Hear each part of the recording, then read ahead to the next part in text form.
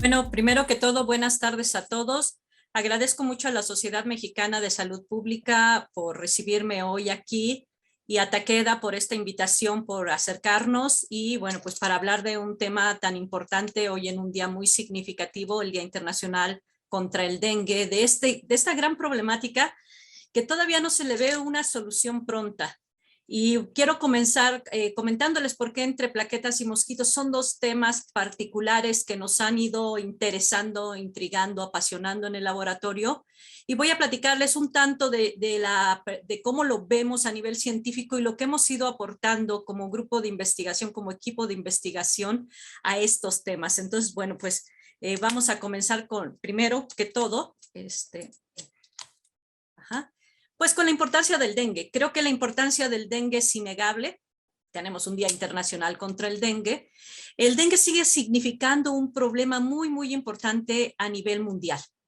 De hecho, pues hay por ahí una publicación desde hace algunos años en los que se hace un estudio y se ve o se estima que cada año ocurren unos 390 millones de infecciones alrededor del mundo. Se habla incluso en los foros especializados que más o menos la mitad de la población mundial pudiera estar en riesgo de infección, de contraer infección por el dengue. Realmente este es un gran problema ya que afecta a las zonas tropicales y subtropicales del mundo, lo cual pues nos lleva a a un gran problema. Y esto ha ido creciendo con las diferentes movilizaciones. Obviamente el mosquito, los mosquitos vectores, como lo vamos a ver un poquito hacia la segunda parte de la charla, pues se han ido moviendo por el cambio climático y una serie de circunstancias muy importantes que han llevado a que cada vez esto signifique un problema mayor.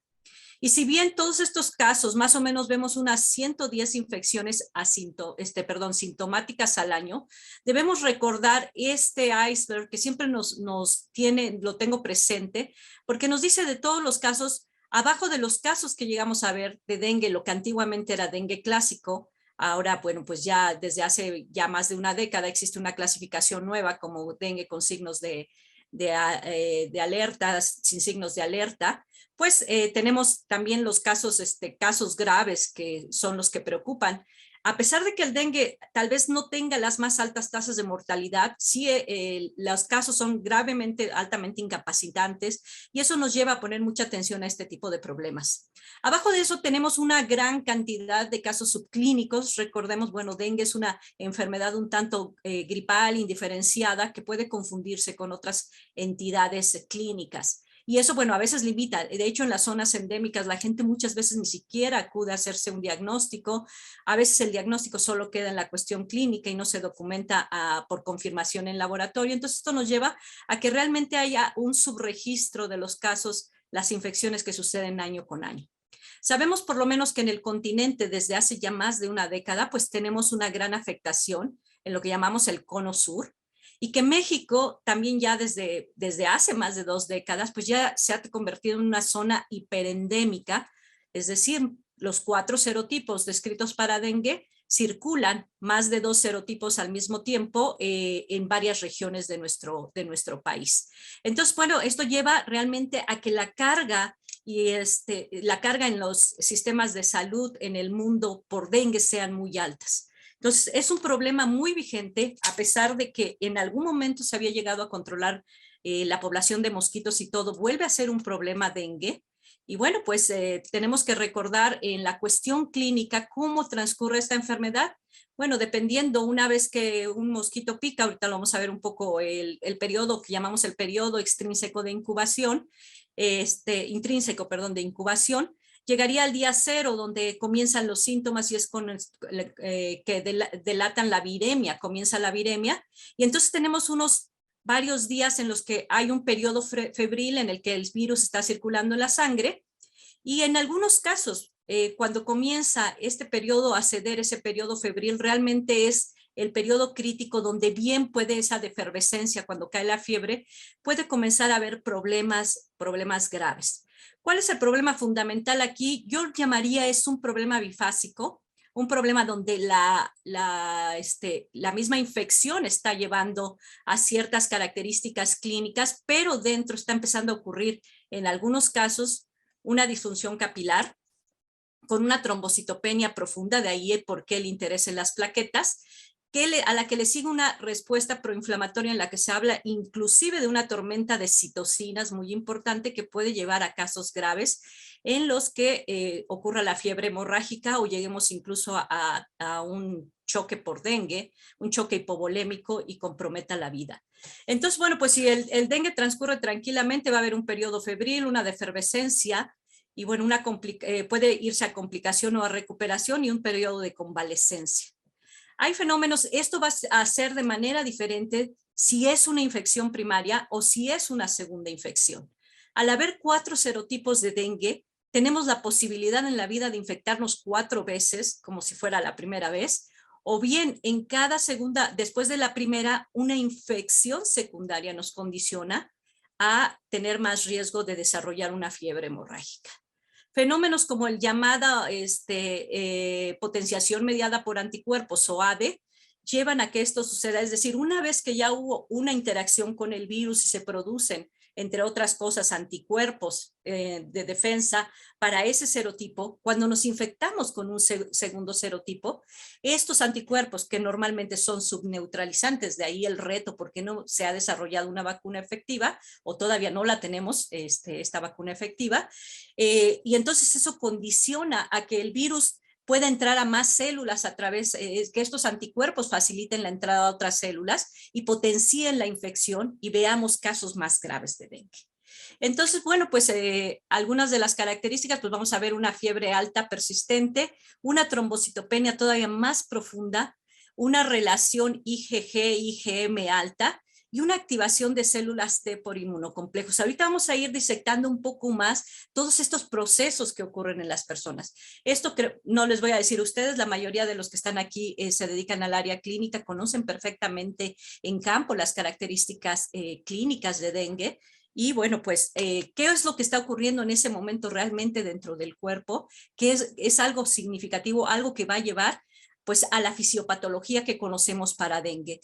Bueno, básicamente lo que vamos a tener es que van a verse varias células afectadas. Este virus llega, una vez que el mosquito pica, va a ser tomado por las células dendríticas de Langerhans en la piel. Esto lo van a llevar a los ganglios linfáticos periféricos. En esos ganglios linfáticos va a haber replicación viral y el virus va a alcanzar la sangre pues por la conexión del sistema linfático y el sistema sanguíneo. Es ahí cuando comienza el cuadro realmente por primera vez, o sea, comienza la fiebre, pero no son las únicas células afectadas, los que conocemos monocitos macrófagos. Sabemos también que las células dendríticas pueden ser infectadas por el virus, incluso linfocitos como los linfocitos B pueden ser afectados. Y bueno, pues también las plaquetas que vamos a ver en un momento no se les consideraba incluso células, pudieran ser muy relevantes. De hecho, son una de las poblaciones más afectadas en la sangre cuando hay una infección con dengue.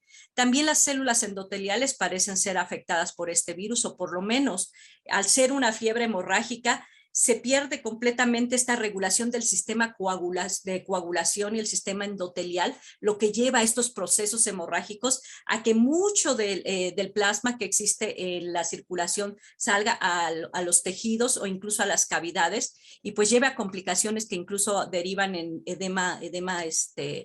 edema pulmonar y otras complicaciones, y obviamente la fiebre hemorrágica que conocemos. Además de estas células, hay muchísimas otras células que son afectadas durante el curso de la infección. Se han reportado células renales, células cardíacas, entre otras, que también son afectadas por este virus. Bueno, aquí muy importantemente tenemos que recordar el papel de las plaquetas. Las plaquetas ante un evento en el que se está dañando el endotelio y se está exponiendo el subendotelio con el factor de von Willebrand, las plaquetas tienen que responder para reparar ese daño en el endotelio. Entonces migran, se activan y forman un pequeño trombo que después va a formar va a reparar, ahí va a haber un punto de reparación, pero desafortunadamente otro de los problemas que ocurren durante el dengue es que las plaquetas, la activación de la plaqueta no es la normal. no es la fisiológica como lo vamos a ver. Entonces, por ahí nosotros empezamos a estar intrigados cuáles son los mecanismos, porque parecen ser numerosos los mecanismos a través de los cuales las plaquetas son afectadas durante el dengue, y de ahí nuestro interés de estudio por estas células particulares.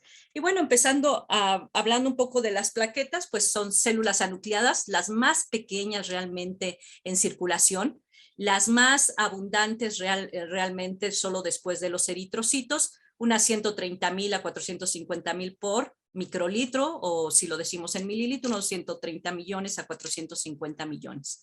Tienen una vida media corta de unos 7 a 10 días, dependiendo del proceso que estemos viendo con las plaquetas. Si estas se activan, pues la vida va a ser más corta, entonces va a depender. Estas células son anucleadas, recordemos, por eso muchos no los consideran como tales, como células.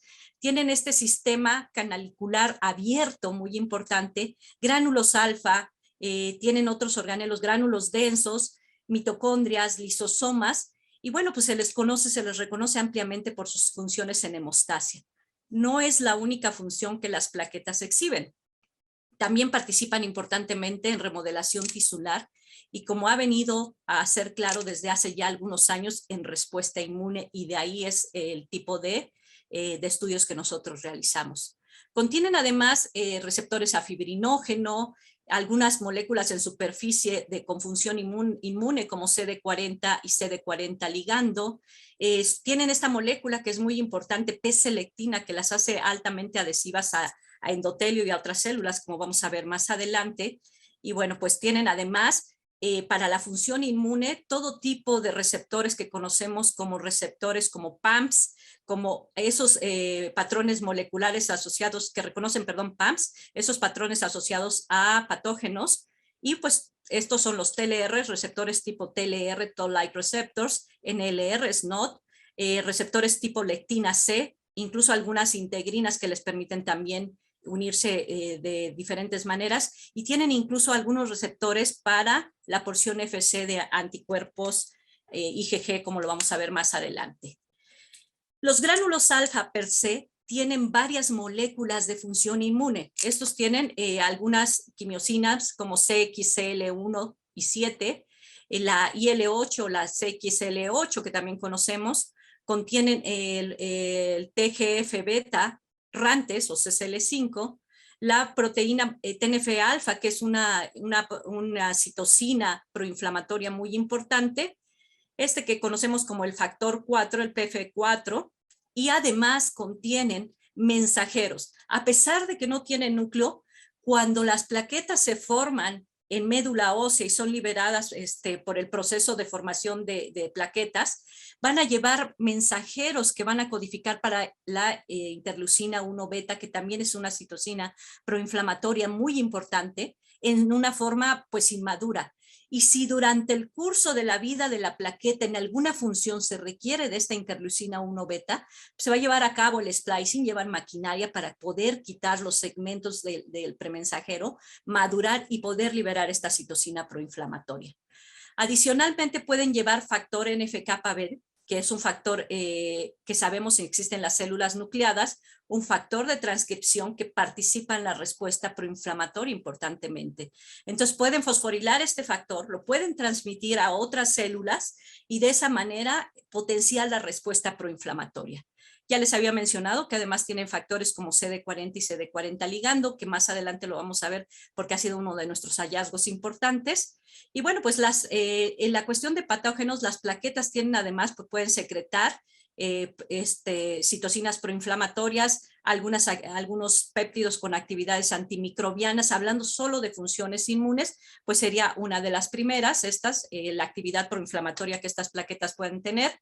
Además, pueden llevar a cabo esto que conocemos como el estallido respiratorio a través de especies reactivas de oxígeno, altamente oxidantes, que sabemos que pueden dañar el DNA dentro de o sea, pueden contener en gránulos y llevar a cabo esto, pero oxidar lípidos, oxidar proteínas, degradar enzimas. Entonces, estas plaquetas también pueden tener estas actividades que han sido ya demostradas en algunos casos. Entonces, bueno, pues tienen otra vez función inmune. Adicionalmente, por lo menos para el caso de HIV, se ha descrito que las plaquetas pueden tener incluso una actividad fagocítica. Hay actividades endocíticas, se les ha detectado que incluso las plaquetas pueden tomar la citocina proinflamatoria y L1 beta del medio, o incluso pueden tomar algunas proteínas como histonas. Pero bueno, pues esto es, además de esa actividad endocítica, pueden fagocitar activamente algunas, y esto ha sido descrito en HIV hablando de las funciones inmunes.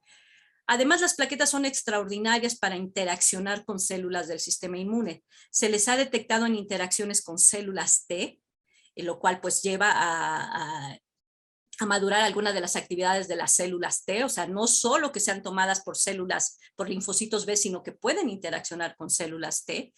Muy importante, una interacción que también funciona con los macrófagos. Recordemos, los macrófagos hay de dos tipos, los M1, bueno, realmente los M0, M1 y M2. Los M1 son altamente proinflamatorios y van a secretar alta cantidad de citocinas. Además, son los responsables de estas tormentas de citocinas en las que se hablan en diferentes infecciones, no solo en dengue. Y entonces, bueno, pues no sabemos hasta dónde esta cooperación o esta interacción de las plaquetas con los macrófagos puede estar contribuyendo a estos fenómenos. Además, también interaccionan con los neutrófilos hasta el punto que pueden llevar, como vamos a ver más adelante aquí, a la formación de estas redes de neutrófilos que sirven en algunas defensas antimicrobianas en este proceso que se conoce como netosis. Adicionalmente, no solo son las plaquetas completas las que pueden interaccionar con los neutrófilos.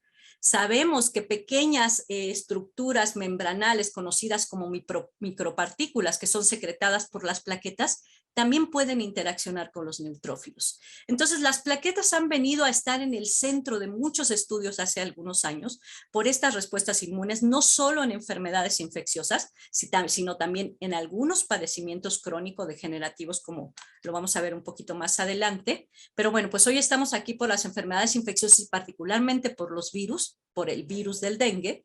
Y bueno, ¿qué pasa con las plaquetas y su interacción con los virus? Ya se sabe desde hace algún tiempo que las plaquetas contienen en su superficie moléculas que funcionan como estas moléculas de unión, o lo que se le llama en virología receptores, es decir, son vamos a decir, la molécula por la que los virus entran a las células para numerosos virus. Y solo aquí tenemos algunos ejemplos. Tienen moléculas que pueden unir rotavirus, el virus de Coxsackie, el adenovirus a través de esta molécula CAR. Pueden unir HIV, pueden unir incluso algunas bacterias, pueden unir al virus de hepatitis C, algunos lentivirus, a virus de HIV también. Entonces, las plaquetas parecen tener todo este repertorio molecular que las hace el centro en varias infecciones virales y que todavía no comprendemos hasta dónde estas interacciones pueden funcionar en la parte, podríamos decir, inmunopatológica de estas enfermedades. Tan solo, hablando particularmente de dengue y las moléculas que existen en las plaquetas, dengue puede interactuar con el D-cysteine, que está en las plaquetas. Además tienen heparan sulfato, la molécula CLEC2, que es una molécula, una lectina tipo C, y contienen además este receptor 2 a la porción FC de las IgGs. Es una molécula que funciona para unir inmunocomplejos, es decir, si nosotros tenemos un virus en la circulación sanguínea a la cual se le han unido anticuerpos, IgG, anticuerpos secundarios IgG, podrían estarse uniendo a las plaquetas y esto no sabemos qué efecto tengan en el corto, mediano y largo plazo. Entonces, bueno, pues nada más por poner algún ejemplo, estas plaquetas tienen varios receptores para el virus del dengue. Y bueno, particularmente en otras actividades, ¿qué hacen estas moléculas? ¿Qué pasa en el dengue con las plaquetas? Además de la trombocitopenia que conocemos a nivel de laboratorio, bueno, se sabe que infecta las células progenitoras hematopoyéticas el virus, entonces va a alterar la proliferación y va a inhibir o reducir procesos como la megacariopoiesis, que es la producción de las células precursoras, de las células madre de las plaquetas, y también la formación de las plaquetas mismas a nivel central, desde médula ósea. A nivel periférico sabemos que puede haber activación endotelial, puede haber activación plaquetaria. Ahorita vamos a ver algunos de los resultados que tenemos en el grupo de lo que hemos hecho en la interacción del virus del dengue con las plaquetas. Sabemos que se producen agregados endotelio de plaquetas y leucocitos, también que pues tanto a nivel entonces central como periférico estamos viendo afectación de las plaquetas.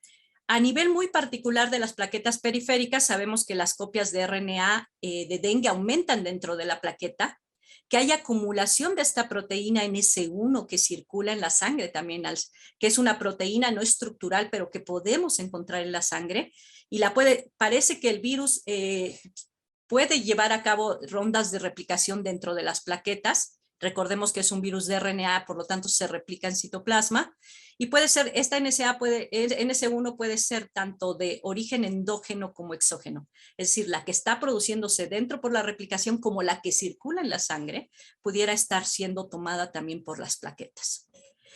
Sin embargo, parece que no hay secreción aparente de nuevos viriones, es decir, no es una infección productiva, pero sí están sucediendo varios fenómenos que pudieran condicionar cambios en estas células. Y bueno, si nosotros observamos entonces el curso desde que el mosquito pica, se lleva a cabo el periodo de incubación, comienza la fase febril, la fase crítica que hablamos, donde se puede producir este problema en la coagulación, pues vamos a tener entonces varios efectos, desde la infección de los megacariocitos, la infección y cambios funcionales incluso en células estromales a nivel de médula ósea. A nivel periférico, pues hay activación y apoptosis de las plaquetas, agregación de las plaquetas leucocitos y fagocitosis de plaquetas. Esas plaquetas son destruidas, entonces, bueno, también puede ser una parte de por qué sucede la trombocitopenia. La trombocitopenia sucede por diversos mecanismos. Uno de ellos es que las plaquetas se activan y pueden ser, ya sea ser destruidas o pueden estar pegadas en el endotelio, tratar de hacer una reparación para la cual ya no son eficientes. Puede haber destrucción de plaquetas en el hígado, la opsonización de las plaquetas puede llevar a fagocitosis o bien a lisis mediada por el mismo complemento. Entonces, son numerosos los efectos durante la infección, durante el curso de la infección, que llevan a la destrucción de plaquetas. Entonces, pues esto va a llevar eventualmente a una trombocitopenia, y la trombocitopenia y la alteración en la activación de las plaquetas, pues a permeabilidad vascular y eventualmente pues al daño hemorrágico que vemos en dengue. Adicionalmente, una de las últimas partes de esta historia para comenzar entonces con lo que nosotros tenemos, es que también estas micropartículas que se generan a partir de las plaquetas pueden llevar diferentes contenidos. Yo les llamo cargos, muy interesantes, incluso factores, como les decía, de transcripción, no solo en FKB, también STAT, proteínas proinflamatorias como IL-1 beta, algunas moduladoras de respuesta inmune como CD40, o moduladoras de permeabilidad vascular como RANTES. Entonces, bueno, tenemos varios de los contenidos, pueden llevar incluso algunos RNAs, algunas mitocondrias, las plaquetas tienen mitocondrias, por ahí hemos hecho algunos estudios también de la parte bioenergética de estas plaquetas, y bueno, pues vamos a ver. Estas micropartículas no solo son importantes durante los procesos infecciosos, se les ha detectado de manera alterada en otros procesos como el cáncer, enfermedades autoinmunes, enfermedades cardiovasculares y obviamente pues el tema que nos atañe hoy en las enfermedades infecciosas, y vamos a ver. Y bueno, uno de los trabajos iniciales que nosotros realizamos pues fue ver estas plaquetas, plaquetas, plasmas ricos de plaquetas, tomando plaquetas de individuos sanos y exponiéndolos al virus del dengue, o en su caso como control a algunos otros arbovirus. Y ver para empezar cómo cambiaban sus patrones de activación. Una de las moléculas que nosotros evaluamos para ver estos patrones de activación es CD62P, o también se conoce como P-selectina, que es esta proteína que permite que las plaquetas se adhieran a diferentes células o bien al subendotelio, al endotelio. Entonces vimos que tanto en dengue como en otras, con otro virus, esto es con el virus puro, como con otros virus como chikungunya, sí aumenta el estado de activación de estas plaquetas. Pero no solo eso, cuando nosotros observamos las plaquetas en el microscopio electrónico, Nosotros sabemos que las plaquetas en su estado basal, las plaquetas son muy quisquillosas y se activan muy fácilmente. De hecho, aquí están ligeramente activadas, aún en estado basal. Pero si nosotros le damos un agonista natural como la trombina, que es como se activa naturalmente, cambian completamente su fenotipo como lo vemos aquí. Y bueno, tienen estas emisiones de citoplasma, se condensan y podemos ver esta estructura. Pero cuando nosotros las observamos a nivel morfológico con dengue, vimos algo que nos sorprendió mucho. Estas plaquetas, tan solo después de 4 horas de interacción con el virus, están completamente destruidas, están condensadas con una morfología muy diferente a lo que ocurre fisiológicamente. Esto en una interacción, vamos a decir, ex vivo de las plaquetas con el virus. Esto obviamente lleva a cambios en varios marcadores, en varias citocinas proinflamatorias y pues obviamente una disfunción plaquetaria que va a conducir a que estas plaquetas pues lleven una respuesta ineficiente y no puedan reparar el daño que está ocurriendo a nivel endotelial y ocurra un daño tisular. Entonces, si no estamos reparando el daño endotelial, se está produciendo, perdón, el daño endotelial y se está produciendo además daño adicional, pues esto va a conducir a lo que vemos después a nivel clínico como la parte hemorrágica, desde la salida de plasma hasta la parte hemorrágica.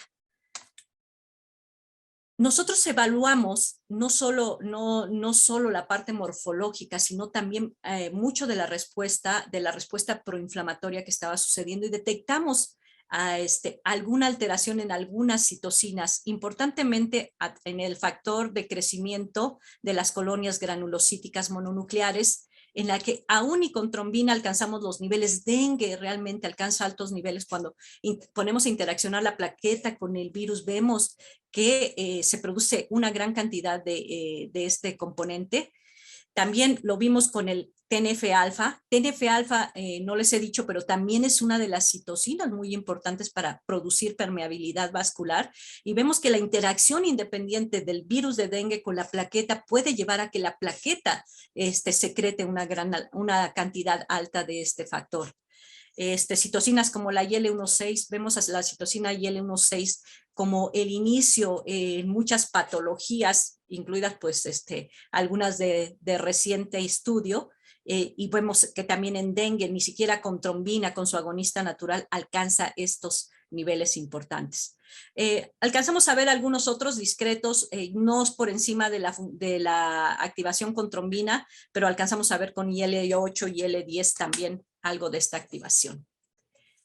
Otra cuestión que nosotros vimos aumentadas en estas plaquetas cuando interaccionan con dengue fue que en la superficie de la plaqueta, cuando medimos por ensayos citométricos, vemos una alta concentración de la molécula MHC clase 1.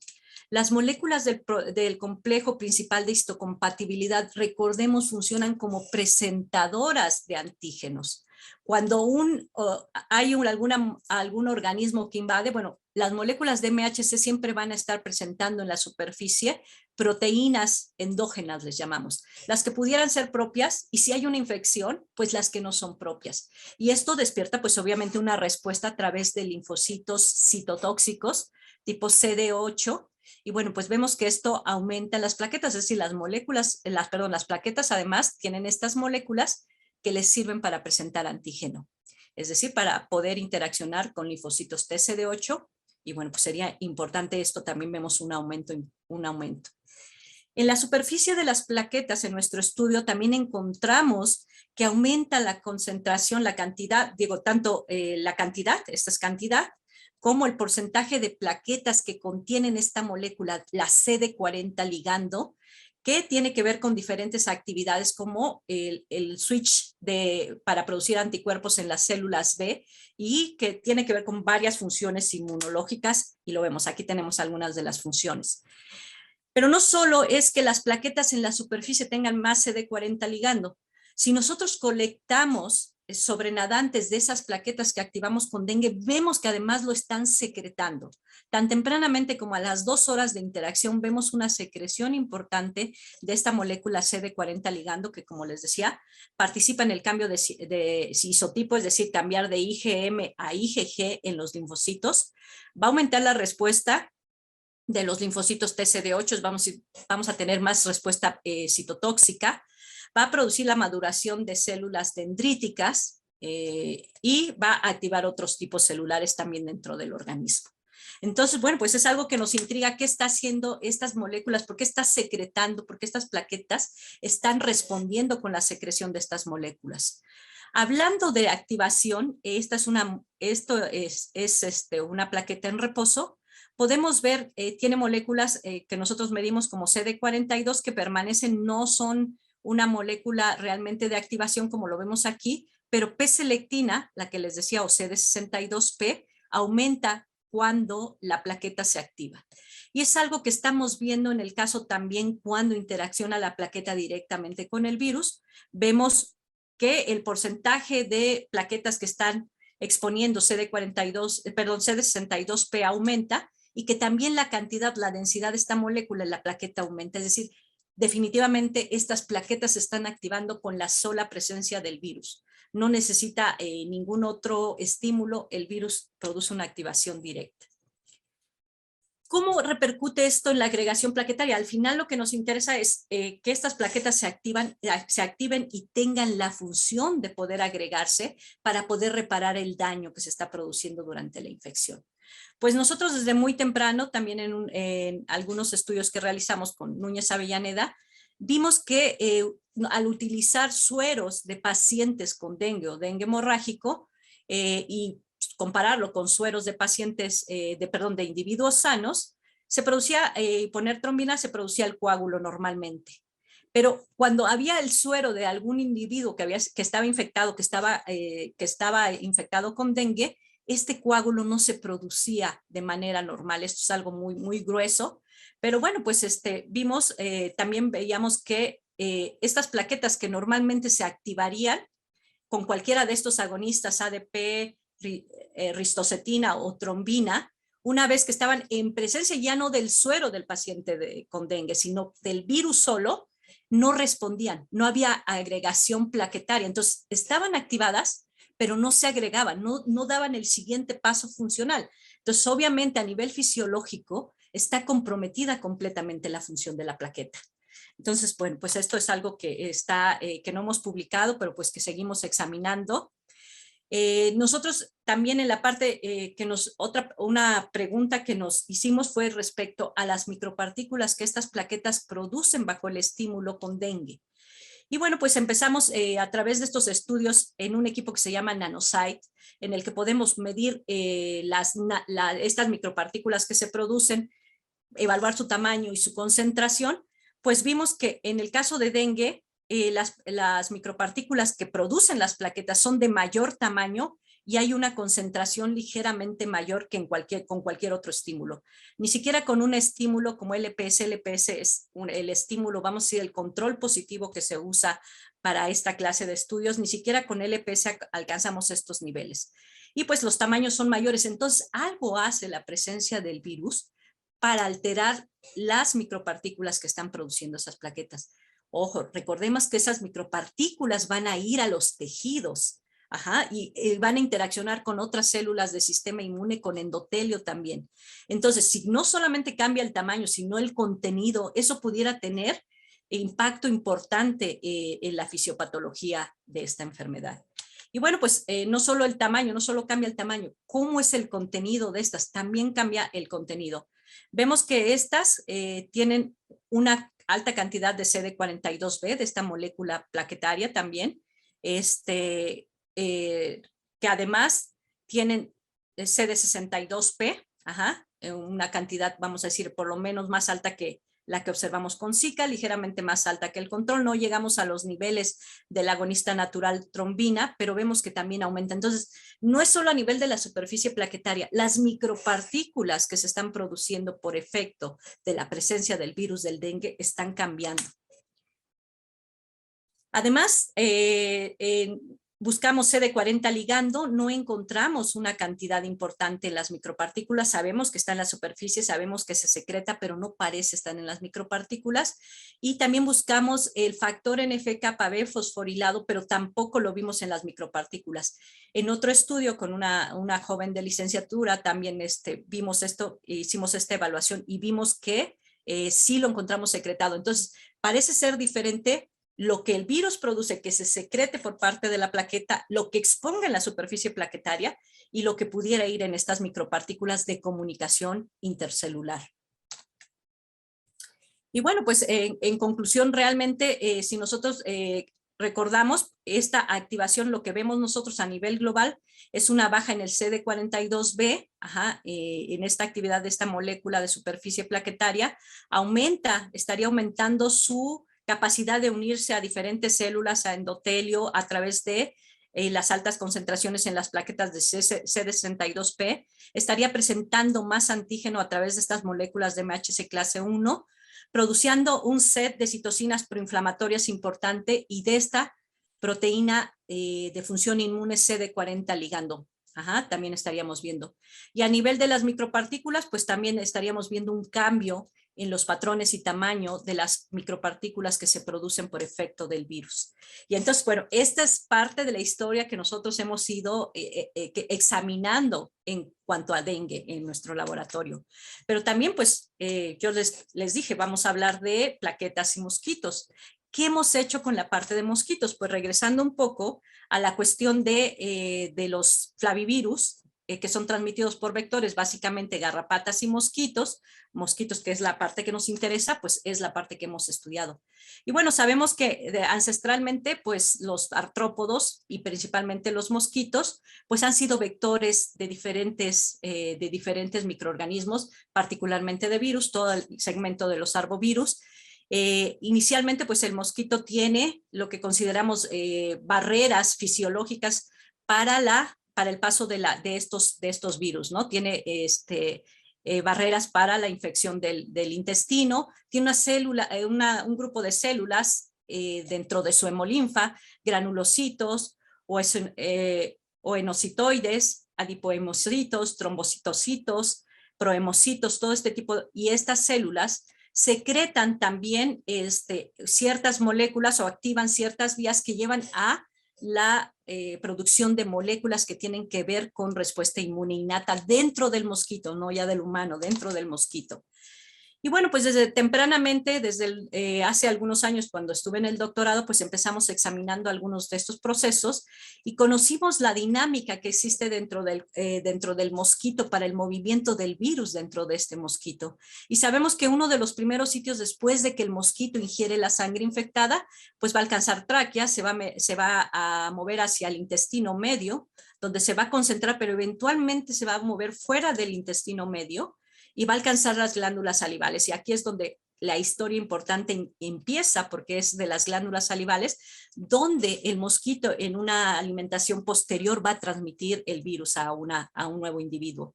Y bueno, pues también va a alcanzar el sistema neural de este mosquito, lo cual causa alteraciones en el comportamiento del mosquito también de manera importante. Y bueno, pues todos estos ensayos los hicimos tempranamente en mosquitos de Chetumal, porque aquí es importante que enfaticemos que los mosquitos no tienen la misma, así como existimos individuos que podemos ser más o menos susceptibles, las poblaciones de mosquitos también pueden ser más o menos susceptibles a ciertos virus, ¿no? Hablando particularmente a ciertas cepas del virus de dengue, por ejemplo. Entonces, bueno, este estudio se realizó tempranamente. Y bueno, nosotros acá en el laboratorio, acá en el grupo de inmunovirología, hemos examinado cuál es el efecto del virus mismo con algunas moléculas efectoras, por ejemplo, como que es una molécula homóloga a los interferones que existen en los humanos, que se llama vago, y pues sabemos que las células de mosquito tienen capacidad de responder, aunque se suprime la respuesta rápidamente, produciendo esta molécula que conocemos como vago. Algo que nosotros reflexionamos es cuando el mosquito toma la sangre, no es solamente el virus el que va ahí, porque no es el virus el que está circulando libremente en la sangre. Está tomando además complejos inmunes, es decir, virus con anticuerpos, con probablemente anticuerpos IgG, y además proteína NS1, moléculas de complemento, anticuerpos en la sangre, las células sanguíneas, todo eso está tomando el mosquito cuando se alimenta de la sangre. Y una de las primeras preguntas que establecimos con Alonso Palomares fue, ¿qué hace esa proteína NS1 en el mosquito? ¿Cómo condiciona el curso de la infección? Recordemos que esa proteína NS1 pues se le han implicado en la replicación del virus, pero también en modulación inmune, por lo menos en el humano. Entonces, esto es una pregunta que hicimos hace algún tiempo, y lo primero que vimos es que la proteína NS1 se incorpora en las células, por lo menos estas son células de insecto, de Aedes aegypti, se llaman AAG2, y vemos cuando examinamos a través de inmunofluorescencia, vemos que esta proteína se incorpora a las células y permanece ahí pues durante algún tiempo. Sabemos que esto puede condicionar o mejorar la replicación viral. No lo vimos solo en las células, en mosquitos alimentados, este es un intestino medio de un mosquito alimentado, también vemos acumulación de esta proteína NS1, y bueno, pues los efectos que tiene a nivel funcional también los examinamos, por lo menos en algunas moléculas de respuesta inmune, entre ellas esta proteína REL1A, que es el equivalente a nuestro NF-κB, tiene que ver con una respuesta también proinflamatoria, pero en los mosquitos. Vimos que la proteína NS1 potencia la respuesta en esta molécula, que también hay una defensina, las defensinas son moléculas con actividad antiviral, que también puede producir un aumento en estas moléculas, en estas defensinas, y bueno, pues ya habíamos visto también no solo el virus per se, sino la molécula NS1 produce una respuesta de la proteína, bueno, esto es a nivel de mensajero solamente, de vago, que es el equivalente a interferones, pero en mosquitos, ¿de acuerdo? Estos resultados no se han publicado, entonces pues estamos esperando. Pero bueno, pues esto es de respuesta inmune eso, pero ¿cuál es el impacto en la infección? Algo que nosotros vimos en comparación infectando mosquitos completos solo con dengue, o con NS1 con dengue, o incluso NS1 dengue y chikungunya, lo que vimos es que esta proteína contribuye a potenciar la replicación del virus de dengue, no importa si está solo o en una coinfección con otro virus. Algo que además pues nos, vamos a decir, resulta muy intrigante, porque realmente en el campo con muchísima frecuencia, aunque haya otro arbovirus, dengue prevalece y sigue siendo un problema. Entonces, esto lo vemos claramente. Aquí vemos copias de RNA viral, y siempre que está en S1 se potencia el número de genomas de este virus. No solamente hemos hecho estos estudios, nosotros, como les decía, no entra solo el virus, sino entra con otra serie de moléculas, incluidas pues anticuerpos. Nos intrigó un poco, y esto fue, vamos a decir, un proyecto pequeño de una tesis de licenciatura en la que buscamos si había moléculas homólogas en el intestino del mosquito que unieran anticuerpos IgG. Entonces usamos un set de anticuerpos que reconocen estos receptores a las IgGs, CD16, CD32 y CD64, y bueno, pues los validamos con monocitos macrófagos, este tipo de receptores, y los buscamos en los intestinos medios de los mosquitos. Solo encontramos uno, el CD64, que equivale a al receptor 1 de la porción FC de las inmunoglobulinas G, que sabemos que se encuentra normalmente en monocito macrófago, y que cuando hay alta cantidad de interferón gamma, o del factor de estimulación de las colonias granulocíticas monocíticas, también aumenta en polimorfonucleares.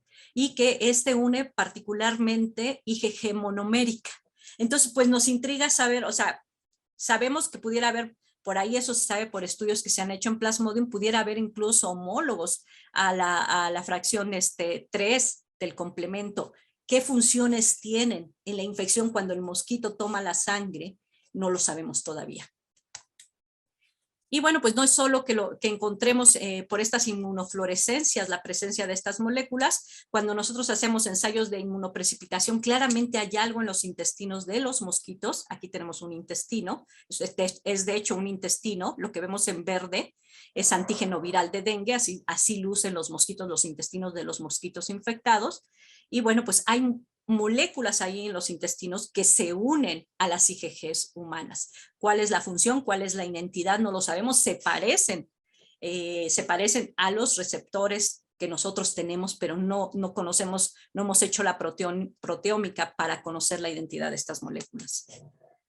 Y bueno, pues finalmente, y ya para cerrar el tema, algo que nos ha intrigado también es, reconocemos muy bien a dos transmisores, Aedes albopictus y Aedes aegypti, Pero bueno, existen otras especies, ya sabemos que estos los tenemos en México, e incluso que se ha encontrado desafortunadamente en Ciudad de México, básicamente el ciclo completo de Aedes aegypti.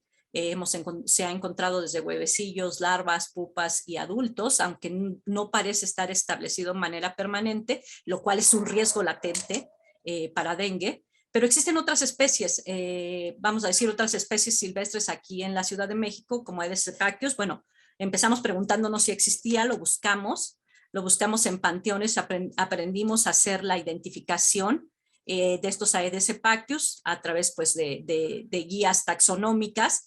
Los encontramos en algunos panteones de Ciudad de México y algo que nos interesó era ver si estos eran susceptibles a arbovirus.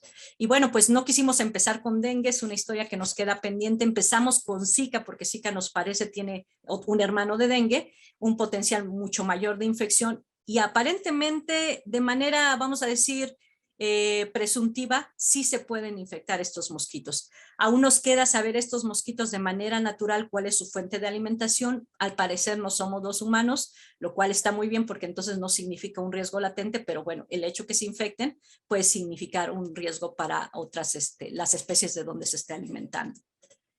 Y bueno, pues ese es más o menos lo que quería platicarles entre plaquetas y mosquitos.